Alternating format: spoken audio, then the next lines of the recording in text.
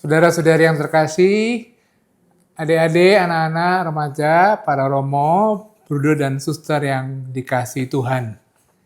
Kita melanjutkan Api Karunia Tuhan episode ke-27, Doa Yesus untuk Kemuliaan. Sebelumnya, diingatkan kembali, sudah daftar belum AKT Tatap Muka 14 Maret 2026? Sangat menarik karena Bapak Kardinal akan mengulas dasar-dasar biblis, kitab suci, tentang tema tahun pastoral 2026. Pertobatan ekologis, tanggung jawab merawat bumi. Saudara-saudara yang terkasih, seperti sudah disampaikan dalam pengantar episode ke-24, ketika mulai memasuki Injil Yohanes. Dikatakan bahwa memang Injil Yohanes adalah Injil teologi yang mendalam. Mengarang Injil Yohanes menulis Injilnya dengan pengandaian para murid atau komunitas jemaat Injil Yohanes itu sudah matang, sudah dewasa dalam iman. Maka uraiannya, gagasan, refleksi, teologinya sangat mendalam. Dan episode ke-27 ini kita akan melanjutkan doa Imam Agung dalam bab 17.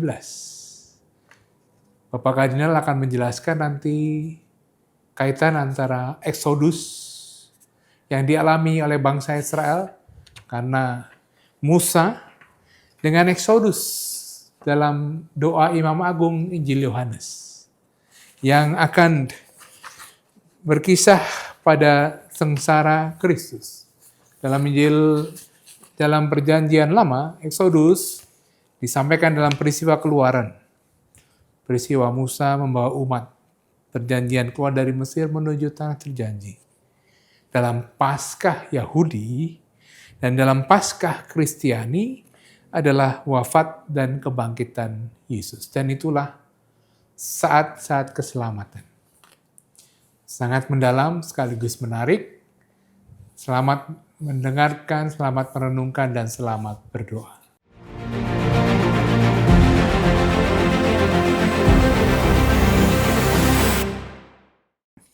Saudari-saudaraku yang terkasih, saya kira kita semua termasuk saya mengalami tanda petik sedikit banyak kesulitan lebih daripada ketika kita membicarakan Injil Markus, Matius, dan Lukas.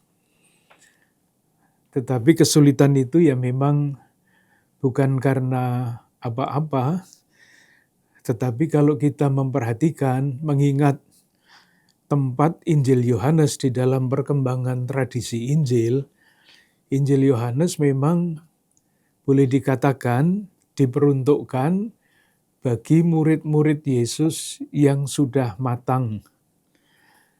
Artinya, kalau berbicara tentang hal-hal yang praktis, nasihat, dan sebagainya itu kan mudah ditangkap. Tetapi ketika kita berbicara mengenai iman, mengenai keyakinan, apalagi berkaitan dengan pengalaman mistik, pengalaman misteri, itu pasti jauh lebih sulit untuk menangkap daripada atau dibandingkan dengan kalau kita mendengarkan nasihat-nasihat Injil. Oleh karena itu, kita mesti bertekun, meskipun mengalami kesulitan, ya kita lanjut saja, moga-moga dengan tiap-tiap kali membaca, mengulang, dan mungkin juga menghafalkan ayat-ayat itu, pelan-pelan yang dimaksudkan akan menjadi jelas bagi kita. Nah, dengan semangat itu kita akan melanjutkan percakapan kita. Sebelumnya saya ingin mengulang lagi apa yang sudah kita bicarakan di dalam percakapan kita yang lalu.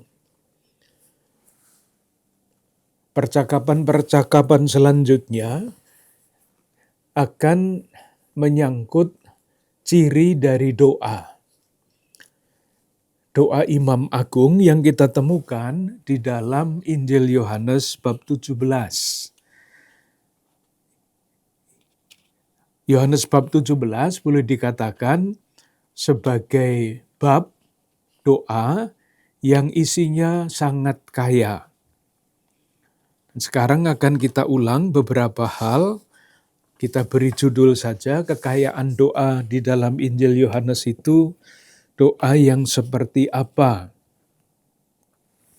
Yang pertama yang sudah kita bicarakan, Injil Yohanes bab 17 memuat gagasan tentang perwahyuan dalam bentuk doa. Jadi bab 17 adalah doa Imam Agung. Dan di dalam doa itu kita melihat beberapa ayat, beberapa kalimat yang isinya sebetulnya adalah pernyataan mengenai perwahyuan Yesus Kristus. Moga-moga semakin jelas maksudnya. Kalau belum jelas, mungkin ayat-ayat ini dapat membantu. Jadi yang kita perhatikan adalah gagasan perwahyuan dalam bentuk doa yang kita temukan di dalam Injil Yohanes bab 17.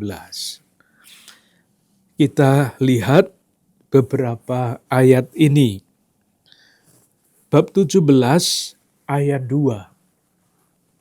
Saya baca. Sama seperti engkau telah memberikan kepadanya kuasa atas segala yang hidup, demikian pula ia akan memberikan hidup yang kekal kepada semua yang telah engkau berikan kepadanya. Engkau itu adalah Allah Bapa, ia itu adalah Yesus. Jadi kata perwahyuan itu tampak pada kata-kata ini. Sama seperti engkau telah memberikan kepadanya kuasa. Itu adalah kalimat perwahyuan. Allah Bapa memberikan kuasa kepada anak. Ayat 6. Aku telah menyatakan namamu kepada semua orang yang kau berikan kepadaku dari dunia ini. Aku telah menyatakan namamu. Kalau dibaca ayat 8, ayat 7, sekarang mereka tahu bahwa semua yang engkau berikan kepadaku itu berasal daripadamu. Jadi Yesus memberitakan kepada orang, kepada murid, dan yang diberitakan itu semua berasal daripadamu. Inilah yang dimaksudkan bahasa perwahyuan. Ayat 8, sebab segala firman yang kau sampaikan kepadaku, segala firman yang telah kau sampaikan kepadaku, itu artinya Allah Bapa menyampaikannya kepada Yesus, telah kusampaikan kepada mereka, dan mereka telah menerimanya. Allah Bapa memberikan kepada Yesus, Yesus memberikan kepada semua murid. Dan kemudian dikatakan pada ayat 9, pada kalimat sesudahnya, dan mereka telah menerimanya.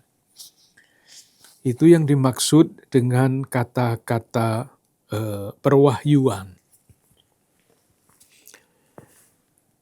yang terdapat di dalam doa Imam Agung, bab 17. Nah, mengenai perwahyuan itu, kita dapat yang sudah kita lihat, saya ulangi sekali lagi, moga-moga semakin jelas. Perwahyuan itu disampaikan di dalam bentuk lain, bukan dalam bentuk doa, tapi dalam bentuk surat, yaitu surat Yohanes yang pertama, bab 1, ayat 1 sampai 3.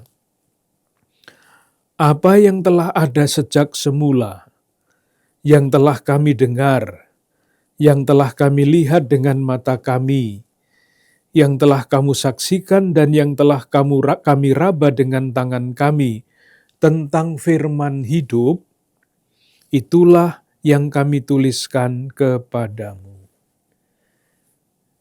Jadi perwahyuan itu disampaikan di dalam Injil, di dalam surat Yohanes yang pertama bukan di dalam bentuk doa, tetapi dalam bentuk surat.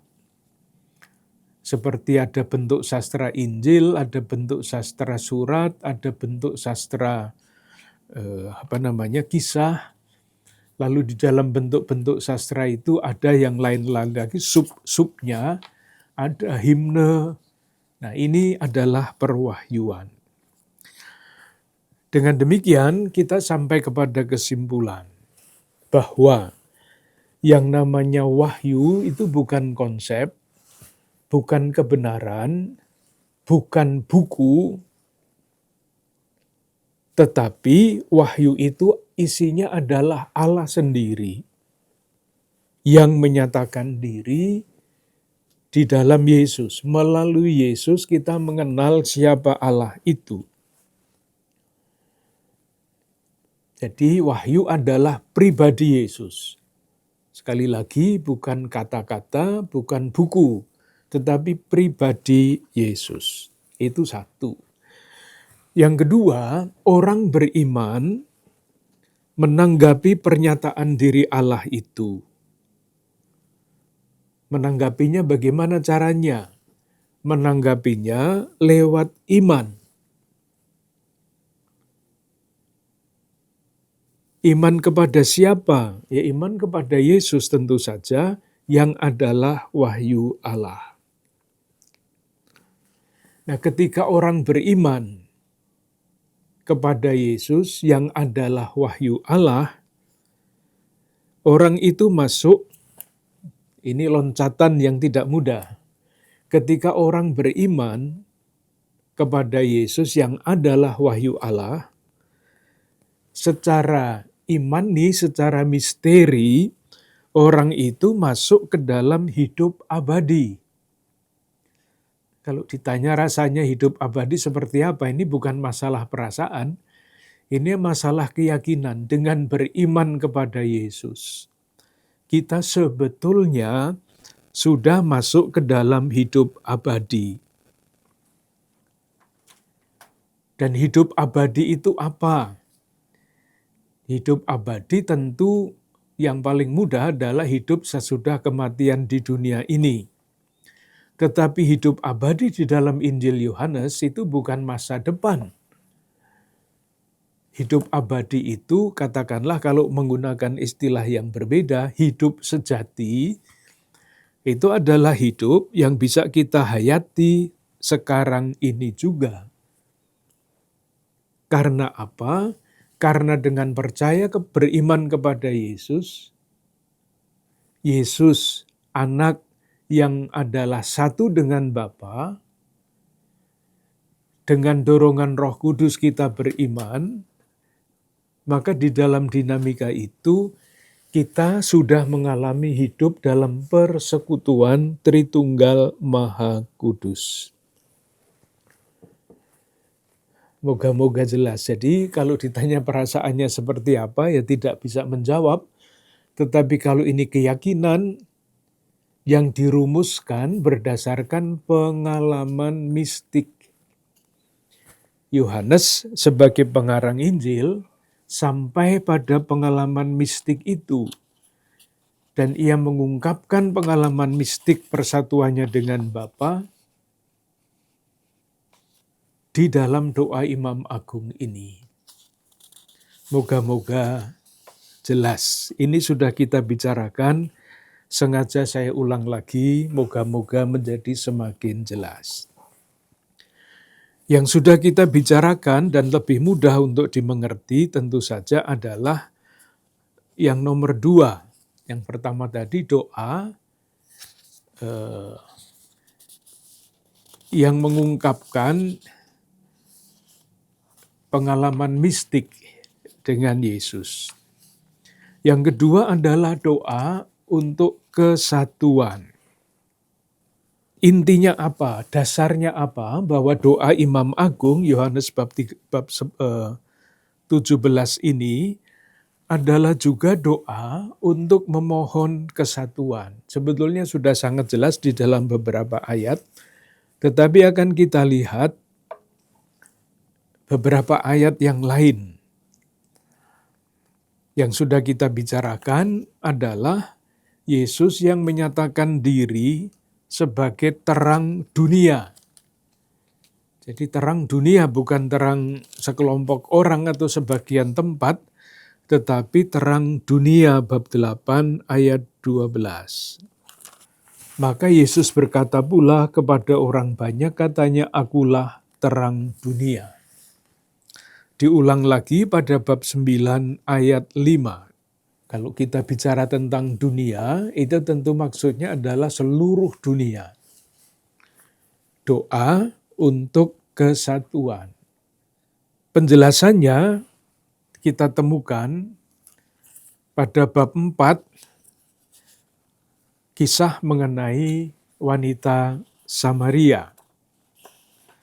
Sebetulnya dapat kita baca langsung saja pada ayat 42, bukan 40 dunia, 42. Jadi prosesnya sudah jelas, mulai dari ayat 26, kata Yesus kepadanya, akulah dia yang sedang berkata-kata dengan engkau. Itu pernyataan diri Yesus. Lalu wanita Samaria itu pergi ke kota, orang-orang kota ikut wanita Samaria itu ke sumur. Ayat 39, dan banyak orang Samaria dari kota itu telah menjadi percaya kepadanya karena perkataan perempuan itu yang bersaksi, ia mengatakan kepadaku segala sesuatu yang telah kuperbuat.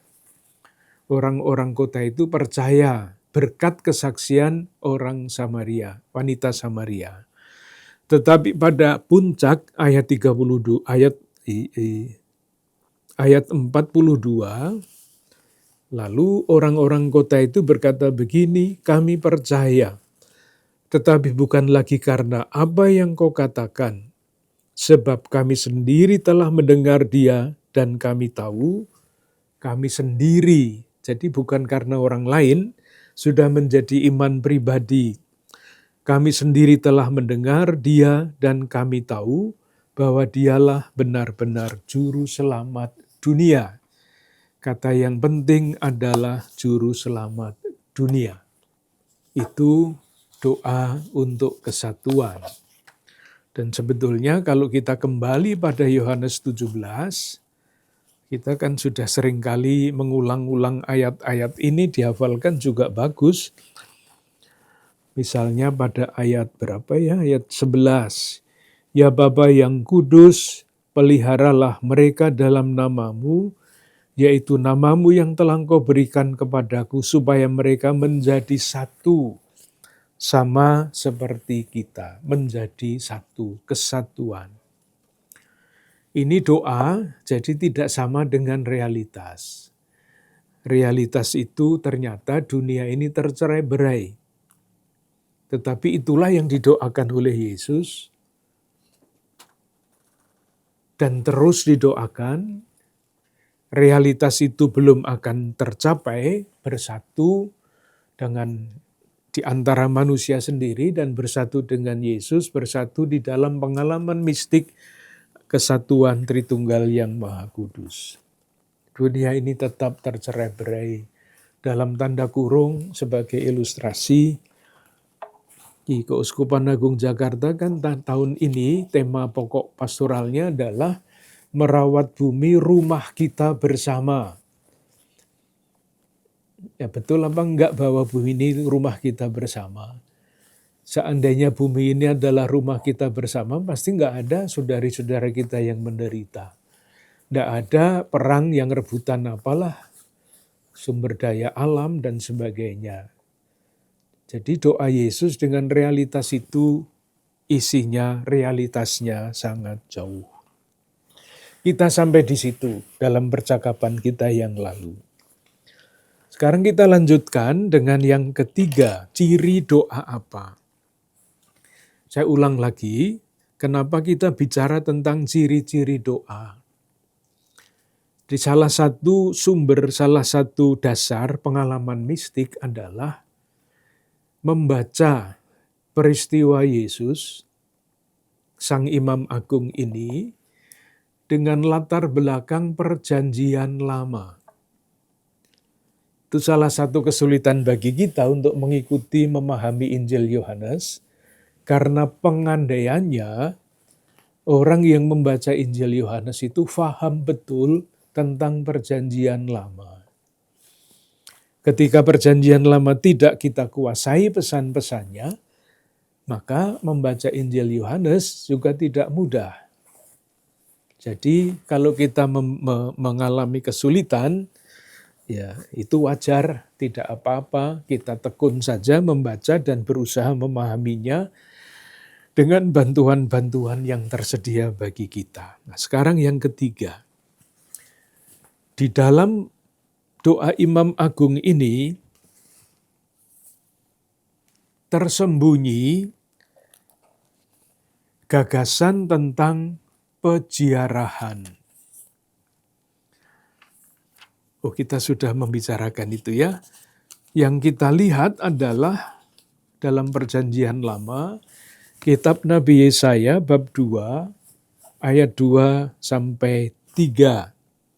Jadi keselamatan terakhir, keselamatan itu di dalam kitab Nabi Yesaya digambarkan sebagai segala bangsa berziarah menuju Sion, menuju Yerusalem. Kita baca sekali lagi Yesaya bab 2 ayat 2 dan 3. Akan terjadi pada hari-hari yang terakhir, itu bisa macam-macam artinya hari-hari yang terakhir, gunung tempat rumah Tuhan akan berdiri tegak di hulu gunung-gunung dan menjulang tinggi di atas bukit-bukit. Nah, sekarang segala bangsa akan berduyun-duyun ke sana. Dan banyak suku bangsa akan pergi serta berkata, mari kita naik ke gunung Tuhan dan selanjutnya. Ayat 5, hai kaum keturunan Yakub, mari kita berjalan di dalam terang Tuhan. Nah, keselamatan seperti ini, keselamatan universal seperti ini dalam gambaran peziarahan, itu kita temukan juga gagasannya di dalam Injil Yohanes. Di dalam berbagai bentuk rumusannya. Kita coba lihat ya, bab 12 ayat 19. Bab 12 ayat 19.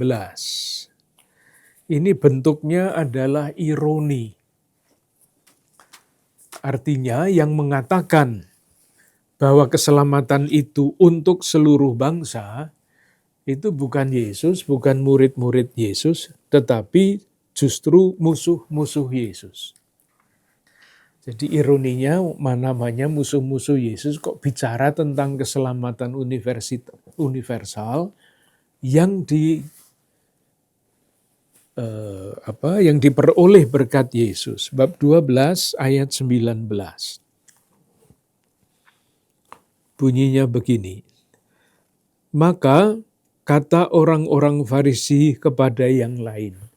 Orang-orang Farisi, musuh-musuh Yesus, kamu lihat sendiri bahwa kamu sama sekali tidak berhasil. Lihatlah, seluruh dunia datang mengikuti Dia.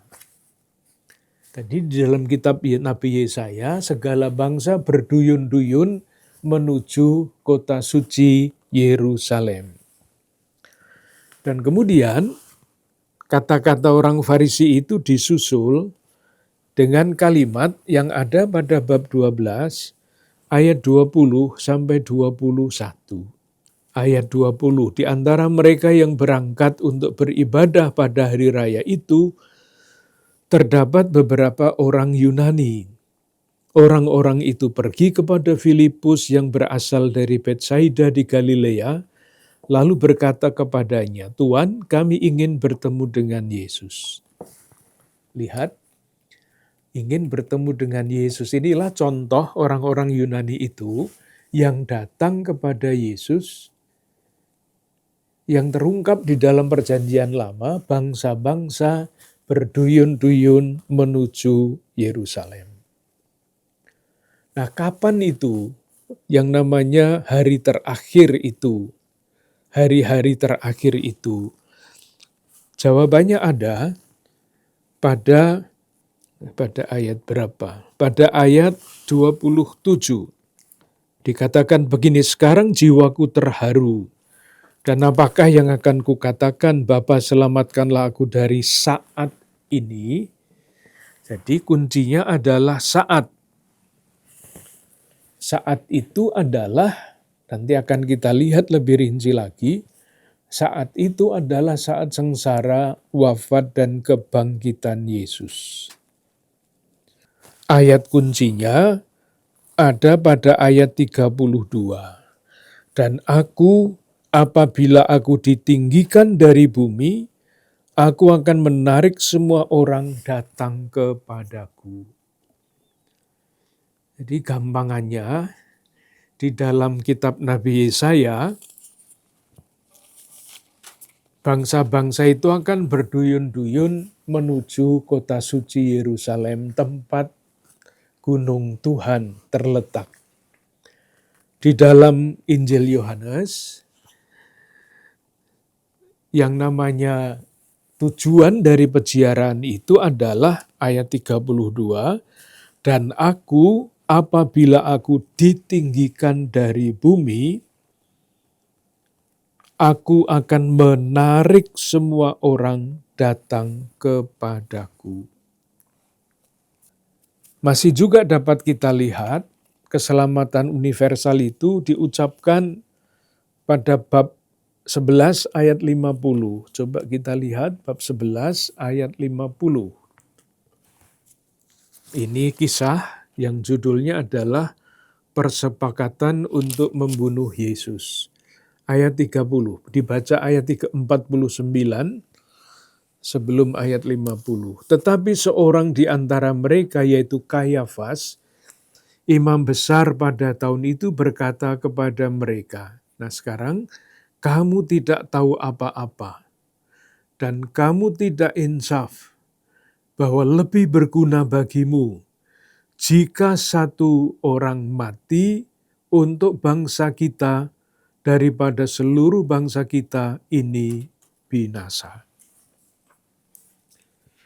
Jadi soal keselamatan diucapkan oleh orang imam agung yang mempunyai rencana besar untuk membunuh Yesus. Satu ayat lagi, bab 18, ayat 14. Dan Kayafaslah yang telah menasihatkan orang-orang Yahudi, adalah lebih berguna jika satu orang mati untuk seluruh bangsa. Jadi dengan permainan kata itu, Yohanes ingin mengajak kita sampai kepada keyakinan bahwa Yesus mati untuk segala bangsa yang sudah disampaikan di dalam kitab suci Perjanjian Lama. Yang keempat, doa ini adalah doa yang abadi. Abadi itu dulu, sekarang, dan selama-lamanya. Coba kita amati hal-hal yang jarang kita perhatikan.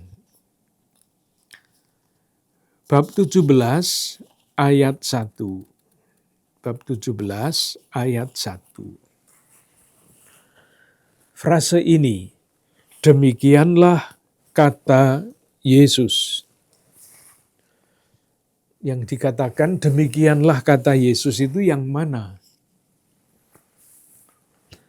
Kata-kata Yesus yang dimaksudkan adalah percakapan sebelum bab 17 yang dilakukan pada perjamuan malam terakhir menurut Yohanes. Yang tidak ada di dalam Injil-Injil yang lain. Dengan demikian, demikianlah kata Yesus, kata itu kalau dibaca seluruhnya adalah Yohanes bab 13 sampai dengan 16. Ringkasannya mana?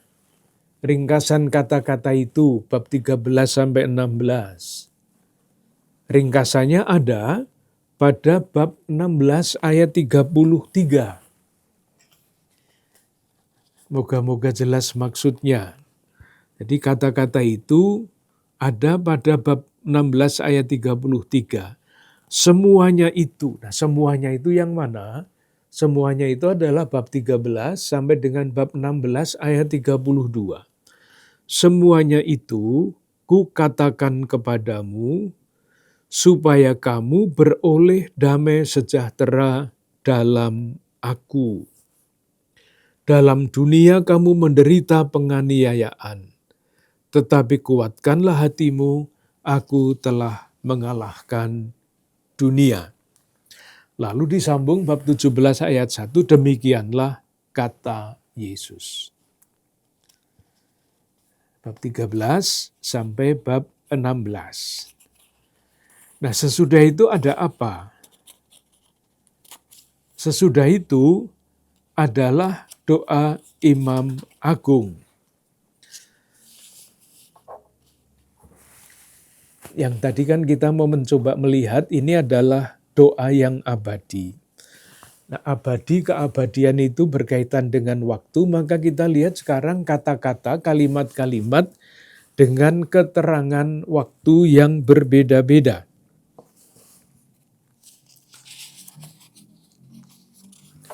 Bab 16 ayat 33. Dikatakan demikian, aku telah mengalahkan dunia. Telah itu artinya sudah selesai, sudah lampau. Tetapi dalam kata telah, ini bisa dimengerti dengan lebih baik di dalam tata bahasa atau di dalam di dalam bahasa asli kitab suci.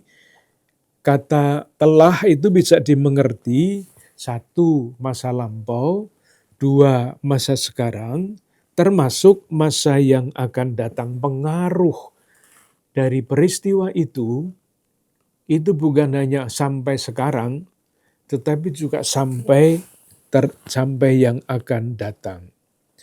Jadi buah dari peristiwa wafat dan kebangkitan Yesus itu berakibat rangkap 3. Dulu, sekarang, dan yang akan datang. Karena apa? Karena karya keselamatan itu sudah terjadi dengan peristiwa Yesus. Dan peristiwa Yesus itu pengaruhnya ke belakang dari zaman dulu dan ke depan di dalam misteri. Sepanjang waktu buah dari karya keselamatan Yesus itu dapat dirasakan. Sekarang kita lihat beberapa ayat yang membantu kita untuk mengambil kesimpulan tadi itu. Dulu, sekarang, yang akan datang. Bab 17, ayat 6. Aku telah menyatakan namamu kepada semua orang. Terus bagian yang berikutnya, frase yang terakhir, dan mereka telah menuruti firman-Mu. Itu pasti masa lampau karena telah. Ayat 26, bab 17 ayat 26. Dan aku telah memberitahukan namamu kepada mereka, nah ini, dan akan memberitahukannya, supaya kasih yang kau berikan kepadaku ada di dalam mereka dan aku di dalam mereka. Ada kata telah, ada kata akan. Jadi sudah mencakup 2 masa. Bab 17, sekali lagi ayat 11. Ayat 11, dan aku tidak ada lagi di dalam dunia, tetapi mereka masih ada di dalam dunia. Dan aku datang kepadamu ya Bapa yang kudus, peliharalah mereka dalam namamu, yaitu namamu yang telah engkau berikan kepadaku, supaya mereka menjadi satu sama seperti kita. Ayat 13, tetapi sekarang, nah pakai kata sekarang, aku datang kepadamu dan aku mengatakan semuanya ini, sementara aku masih ada di dalam dunia. Jadi ada kata telah, ada kata akan, ada kata sekarang. Yang tadi 26 itu kata akan. Dengan demikian kesimpulannya apa? Yang namanya doa ini adalah doa yang abadi. Peristiwa tertentu saat Yesus dan Bapa dipermuliakan,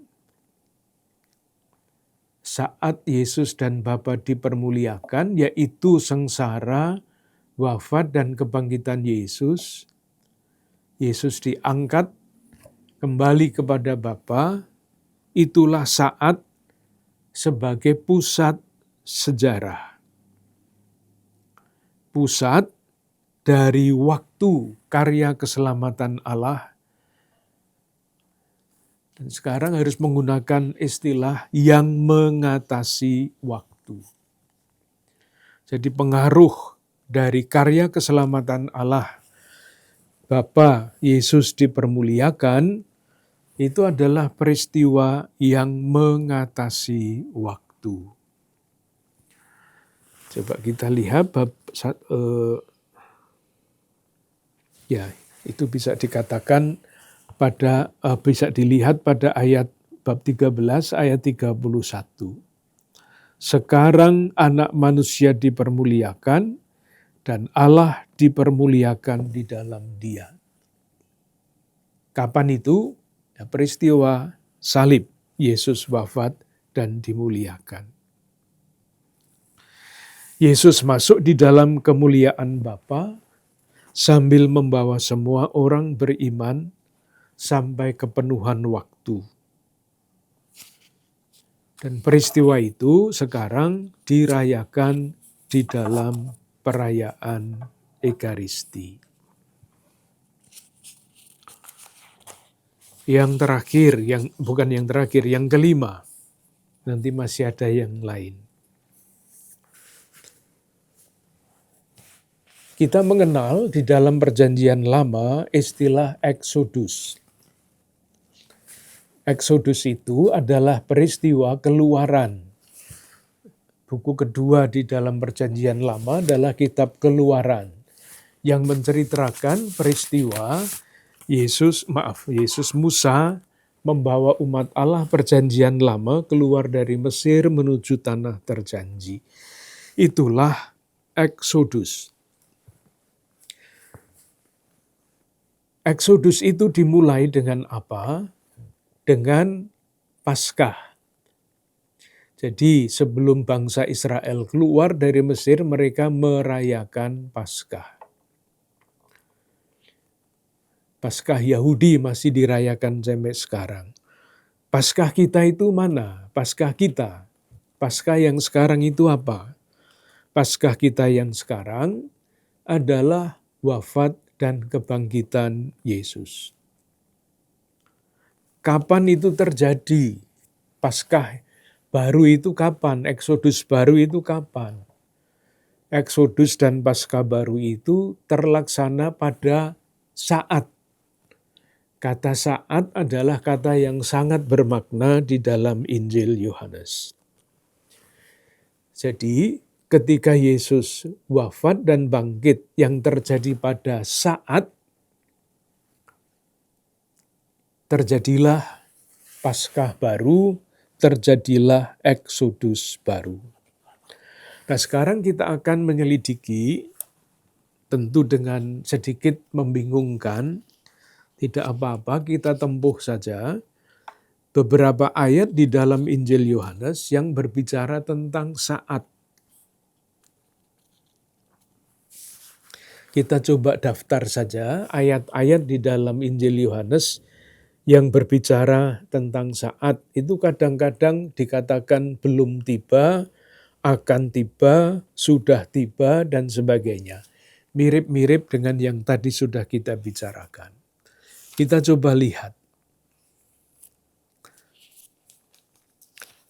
Injil Yohanes bab 2 ayat 4. Kita semua mengenal kisah mukjizat di Kana. Apa yang dikatakan pada bab 2 ayat 4? Ketika Maria minta supaya Yesus melakukan sesuatu. Ayat 4, kata Yesus kepadanya, "Mau apakah engkau daripadaku, Ibu? Saatku belum tiba."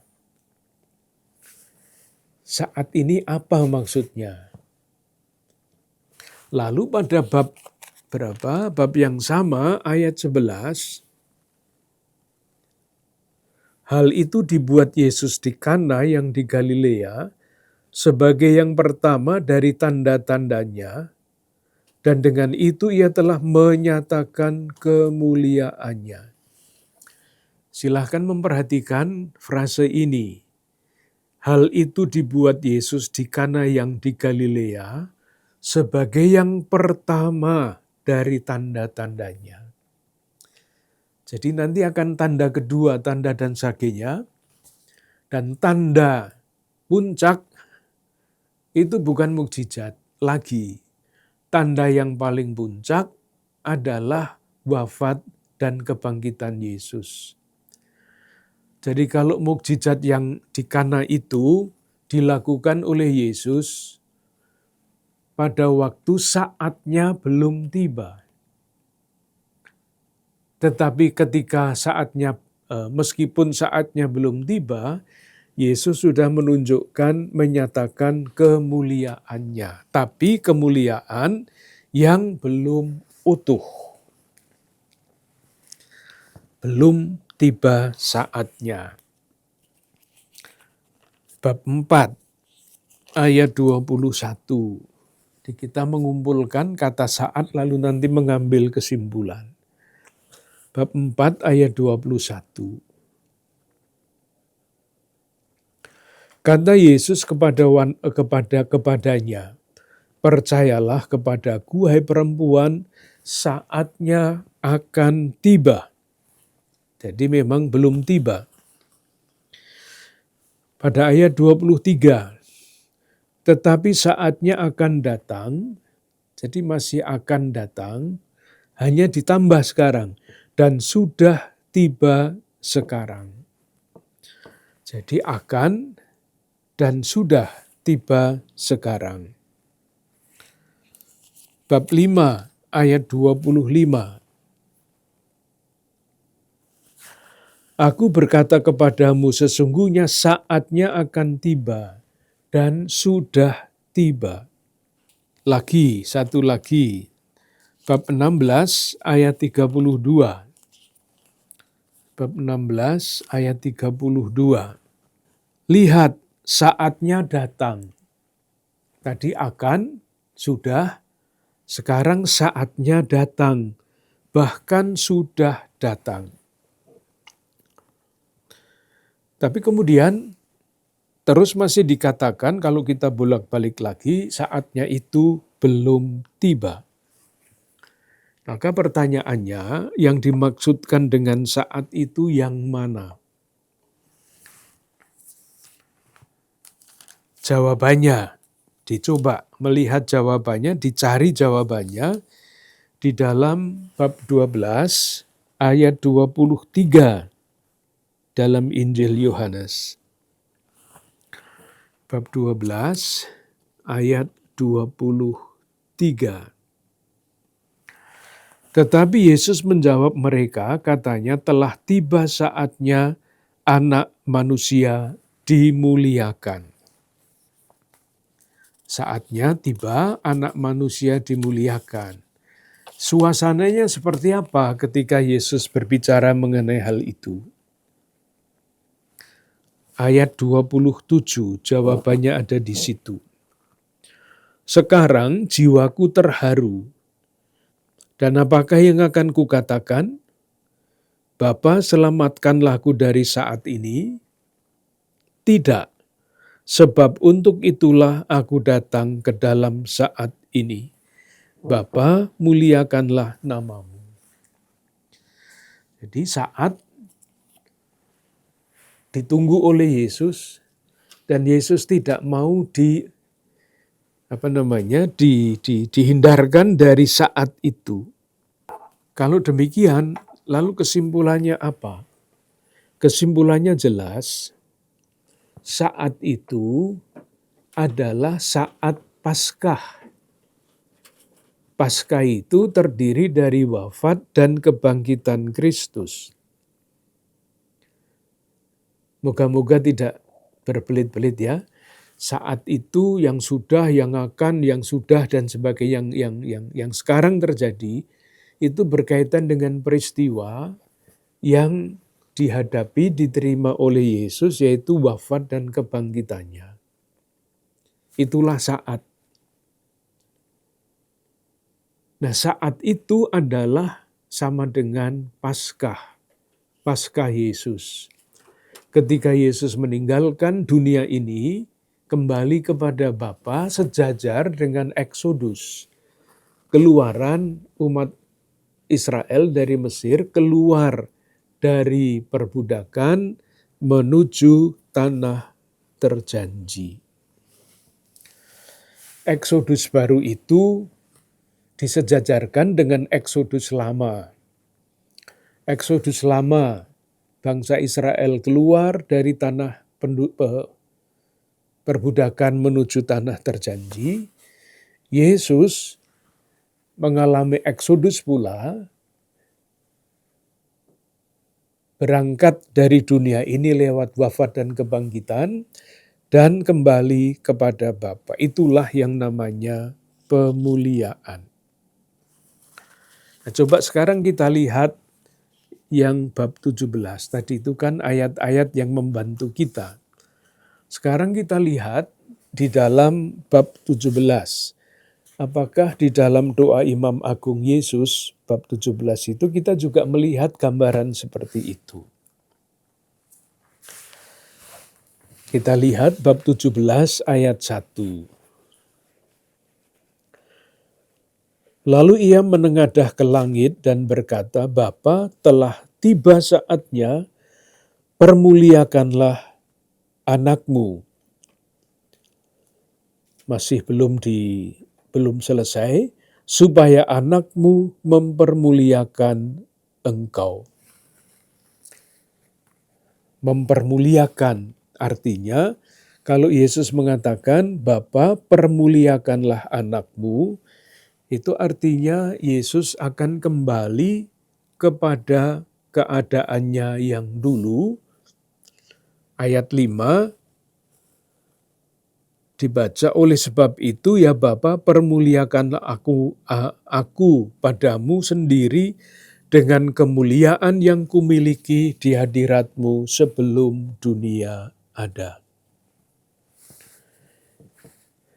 Yesus mempermuliakan dirinya, mempermuliakan Bapa. Sekarang selanjutnya, Yesus tidak hanya untuk mempermuliakan dirinya, tetapi juga mempermuliakan yang lain-lain, murid-muridnya itu. Bab 17 ayat 22 sampai 24. Dan aku telah memberikan kepada mereka kemuliaan. Jadi kata kuncinya adalah kemuliaan, tanah terjanji. Yang kau berikan kepadaku supaya mereka menjadi satu sama seperti kita adalah satu. Aku di dalam mereka, engkau pun di dalam aku, supaya mereka menjadi sempurna, sempurna menjadi satu. Dan selanjutnya, ayat 24, ya Bapa, aku mau supaya dimanapun aku berada, di mana? Di dalam kemuliaan, mereka juga berada bersama-sama dengan aku. Mereka yang telah Engkau berikan kepadaku, agar mereka memandang kemuliaanku yang telah Engkau berikan kepadaku. Sebab Engkau telah mengasihi aku sebelum dunia dijadikan. Itulah Eksodus, itulah Paskah dalam bahasa doa Imam Agung. Kalau Paskah di dalam kisah Paskah kan berbeda ya rumusannya. Ini rumusan doa mengenai Paskah. Paskah Yesus itu mana? Paskah Yesus adalah ketika dia dipermuliakan. Kapan itu terjadi? Pada saat, istilah yang sangat teknis itu. Ketika Yesus dimuliakan, Bapa juga dimuliakan. Karena Yesus melaksanakan pekerjaan yang diberikan oleh Bapanya, maka dengan Paskah itu, ia memuliakan dirinya sendiri dan memuliakan Bapa yang mengutusnya. Nah, kemudian pada ayat 24, ya Bapa, aku mau supaya dimanapun aku berada, mereka juga berada bersama-sama dengan aku. Mereka yang telah Engkau berikan kepadaku, agar mereka memandang kemuliaanku. Nah, ketika Yesus mempermuliakan Bapa dan dengan demikian dimuliakan, ia mengikut sertakan murid-muridnya masuk di dalam kemuliaan itu. Moga-moga kalau dirasa-rasakan memberikan waktu, kalimat-kalimatnya direnung-renungkan ayat-ayat ini, siapa tahu kita dapat ikut masuk di dalam pengalaman mistik yang oleh Yohanes dialami sendiri, dan kemudian disampaikan kepada kita lewat tulisan ini. Coba dibaca pelan-pelan, bab 17 ayat 22 sampai 24. Yesus mempermuliakan Bapa, ia sendiri dimuliakan, kemudian murid-murid Yesus yang percaya kepada Yesus memandang kemuliaan Allah bersama-sama dengan Yesus sendiri. Hanya bisa dirasa-rasakan, dialami, dijelaskan dengan logika hampir tidak mungkin. Dijelaskan dengan logika yang biasa kita pakai, tidak sampai ke sana. Masuk di dalam pengalaman mistik yang sangat dalam, itulah puncak dari pengalaman iman kita. Sampai di sini dulu, nanti kita lanjutkan dalam percakapan yang selanjutnya. Terima kasih.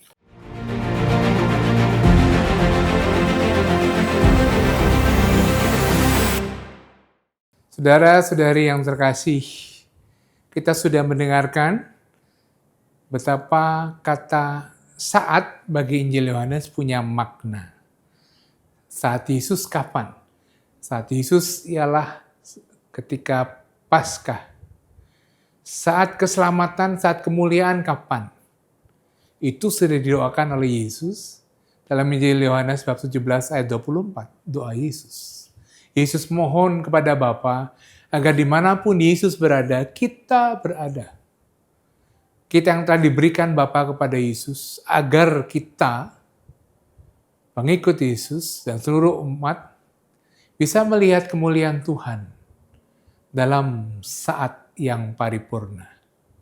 Saudara-saudari yang terkasih, bukankah saat-saat ini kita juga telah menyaksikan kemuliaan Tuhan yang ada di sekitar kita? Ketika kita menolong orang, ketika kita peduli pada mereka yang membutuhkan, ketika satu sama lain saling mengampuni, saling mengasihi. Karena itu mari kita terus mewujudkan kebaikan-kebaikan agar kemuliaan Tuhan semakin tampak kepada seluruh umat manusia. Kita mohon berkat Tuhan. Semoga saudara-saudari sekalian dan keluarga senantiasa diberikan rahmat kesehatan, sukacita dan perlindungan dari Tuhan Yang Maha Kuasa, Bapa, Putra, dan Roh Kudus. Amin. Terima kasih, sampai jumpa.